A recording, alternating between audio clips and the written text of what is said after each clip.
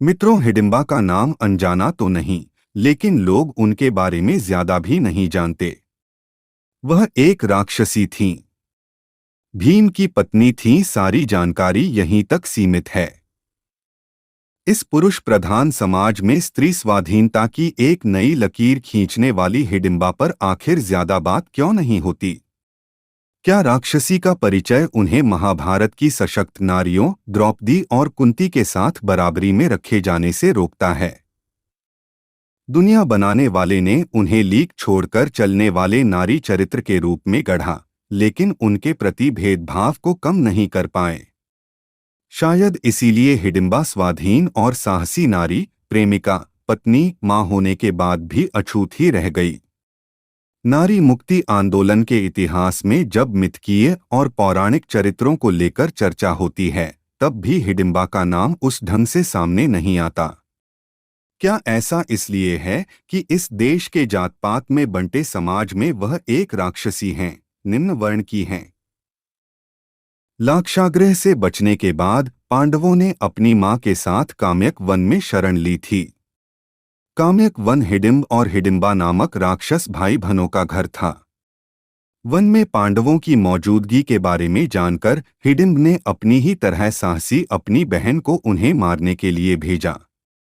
लेकिन यह प्यार भी अजीब चीज है, या यूं कहें कि इसी ने कुरुक्षेत्र के युद्ध का होना निश्चित किया। जिस हिडिंबा को पांडवों को मारने के लिए भेजा गया था, वह भीम को अपना दिल दे बैठीं। एक ऐसे पुरुष को जो कदकाठी, वीरता, युद्ध कौशल, प्रेम में उनके जोड़ का था। भीम के साथ अभी हिडिंबा की बातचीत चल ही रही थी। भीम समझा रहे थे कि उनके लिए अपने भाइयों और मां को छोड़ पाना किसी तरह संभव नहीं। तभी मौके पर राक्षस हिडिंब आ धमका। अपनी बहन के बदले रंगढंग देखकर वह बौखला उठा। वह हिडिंबा को मार डालने पर उतारू हो गया, तो हिडिंब और भीम के बीच भीषण युद्ध हुआ। इस युद्ध में आखिरकार हिडिंब मारा गया। युद्ध में बड़े भाई के भीम के हाथों मारे जाने के बावजूद हिडिंबा का भीम के लिए प्यार कम नहीं हुआ। उन्होंने कुंती से भीम के साथ रहने की अनुमति देने का अनुरोध किया। कुंती राजी हुई और उनके निर्देश पर भीम ने हिडिंबा से विवाह किया। हिडिंबा ने यहाँ भी जो किया, वह दुनिया की रीति के उलट था। उन्होंने स्वयंवर नहीं रचाया, बल्कि उस पुरुष से खुद प्रेम निवेदन किया जिस पर उनका दिल आ गया था। वह भीम के साथ रहना चाहती थीं।